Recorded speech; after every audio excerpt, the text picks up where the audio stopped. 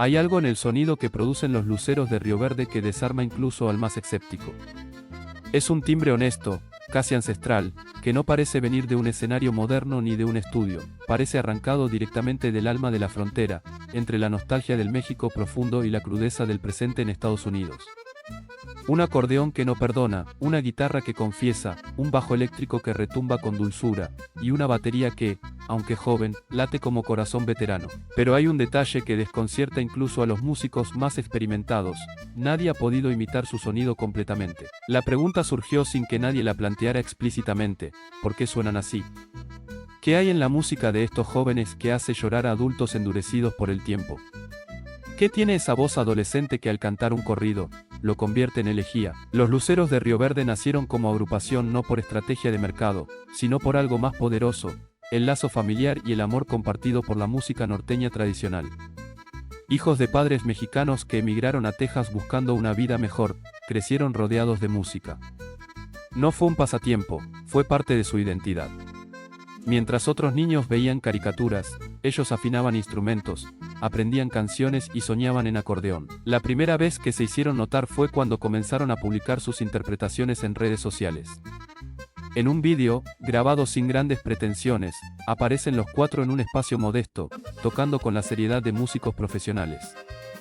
Jack Seny en el acordeón, serena pero firme, la melodía fluyendo con una dulzura que contrastaba con su juventud. Ricardo, con una guitarra que parecía haber vivido más años que él mismo, cantando con una madurez inquietante. Ailín con el bajo eléctrico marcando un ritmo seguro, y el pequeño Francisco golpeando la batería como si el pulso de la canción le hablara directamente al pecho. En cuestión de días, aquel vídeo se volvió viral. Pero no viral por espectáculo. Viral por emoción real. La gente los descubría, y al instante sentía que los conocía de toda la vida. Comentarios desde Los Ángeles hasta Monterrey, desde Houston hasta Oaxaca, decían lo mismo: esta música me recordó a mi abuelo, lloré escuchando esto. Así sonaban los grupos cuando la música era de verdad. Poco a poco, sin disquera, sin campaña de marketing, sin escándalos, comenzaron a llenar escenarios. Ferias en Texas, eventos comunitarios, festivales regionales. Su música no necesitaba presentación. Bastaba con que tocaran un solo compás para que la gente se callara y escuchara. Fue entonces que un rumor empezó a correr entre productores, técnicos de sonido y músicos de otras agrupaciones. Decían que los Luceros hacían algo que no se podía explicar. Un técnico que trabajó con ellos en un festival dijo una frase que desató la curiosidad de muchos: cuando están tocando juntos, hay una nota. Una nota que no se puede escribir ni grabar. Algo pasa ahí. El acordeón de Jack Seny y la voz de Ricardo se conectan como si alguien más estuviera tocando con ellos. Pero no hay nadie más. La comunidad musical empezó a hablar de eso como la nota imposible. Una especie de momento invisible en sus canciones en vivo donde algo cambia, algo que los aparatos no detectan, pero el corazón sí. Era como si la música cruzara una línea entre lo técnico y lo espiritual. A partir de ese momento, comenzaron los intentos por descifrarlo. Músicos tratando de replicar sus arreglos. Gente pidiendo tablaturas, afinaciones, micrófonos específicos. Pero nada funcionaba del todo. La técnica estaba ahí, pero el alma no. Mientras tanto, ellos seguían creciendo.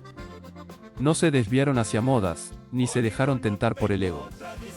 Se mantuvieron unidos, firmes en su estilo y su propósito. Y eso es lo que ha hecho que hoy, para muchos, los Luceros de Río Verde sean considerados el grupo juvenil más auténtico de la música norteña actual. No son ídolos prefabricados. Son hermanos con una misión. Y lo más desconcertante es que ellos no buscan el misterio. Ellos simplemente tocan. Con el corazón abierto y la música como herencia viva. Y sin quererlo, han abierto la puerta a una pregunta que aún no tiene respuesta. ¿Qué es esa nota imposible? ¿De dónde viene ese sentimiento que vibra cuando ellos tocan juntos? Nadie lo sabe con certeza. Pero lo que sí se sabe es que, desde Texas, 4 jóvenes están cambiando la historia del norteño con cada acorde. Apenas unos meses después de aquel primer vídeo viral, comenzaron a llegar llamadas inesperadas. Organizadores de ferias locales, locutores de radios regionales, y hasta promotores de eventos privados querían lo mismo: que los Luceros de Río Verde se presentaran en vivo. No ofrecían grandes cifras, ni escenarios de lujo. Pero eso no les importaba.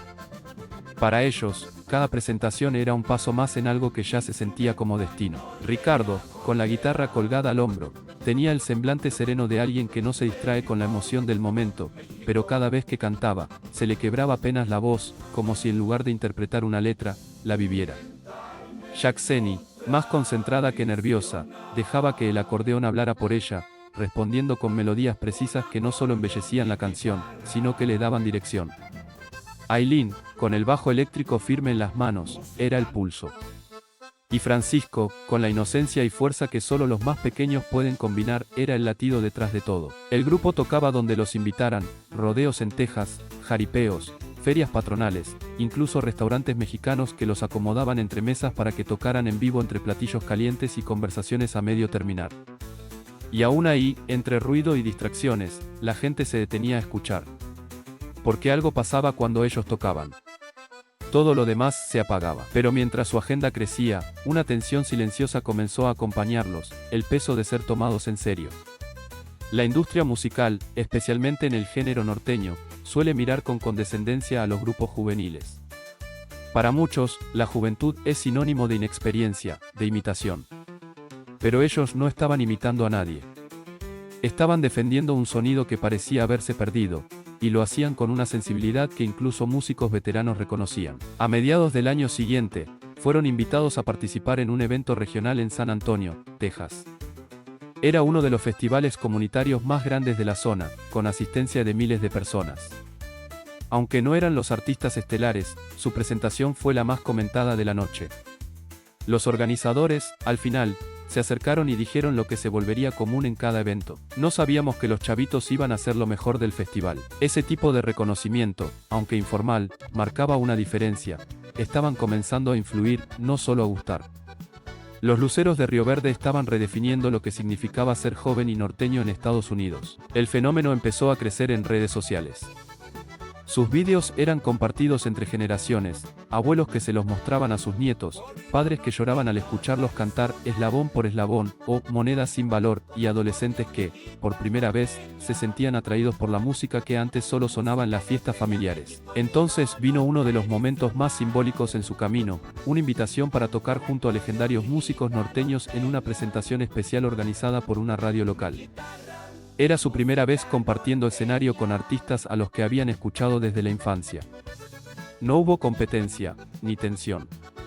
Solo admiración mutua. Y fue en ese evento donde un músico veterano se les acercó y dijo: "Ustedes no están comenzando algo.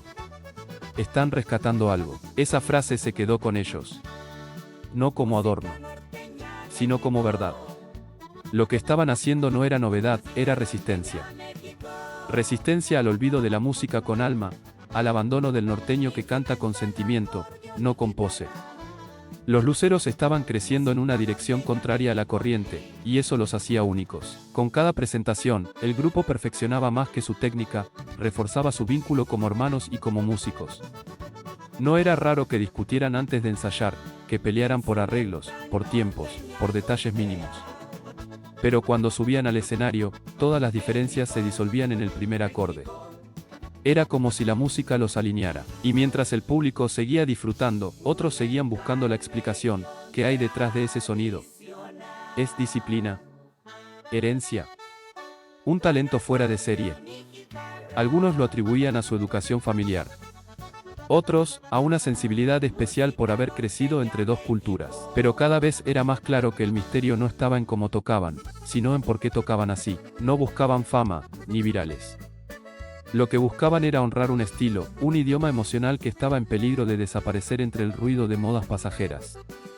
Y eso, esa claridad de propósito, los hacía más fuertes que cualquier campaña publicitaria. Hoy, hay grupos que copian su estilo, músicos que versionan sus canciones, jóvenes que los ven como ejemplo. Pero nadie puede replicar la carga emocional que llevan en cada nota. Lo más impactante es que todo esto ocurrió antes de que cumplieran 20 años. Y en medio de todo este ascenso, una sombra comienza a cruzar la historia. ¿Qué tan lejos pueden llegar sin ceder a las exigencias del mercado? ¿Podrán seguir fieles a su estilo cuando comiencen las verdaderas presiones? La historia del grupo no solo es de talento, sino de una resistencia silenciosa contra el olvido.